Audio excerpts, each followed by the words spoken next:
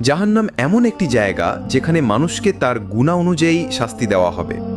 যখন জাহান্নামীরা জাহান্নামে প্রবেশ করবে তখন তাদেরকে 3টি ভয়ঙ্কর শাস্তি দেওয়া হবে।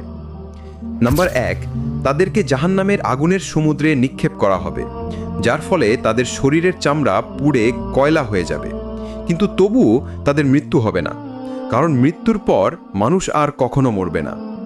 নাম্বার 2, তাদেরকে ফুটন্ত পানি ও পুঁজ পান করানো হবে।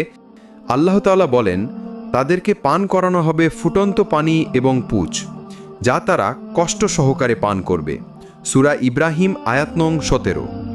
নাম্বার 3, তাদেরকে এক প্রকার কাঁটাযুক্ত ভয়ঙ্কর ফল খাওয়ানো হবে, যা হবে বিষাক্ত।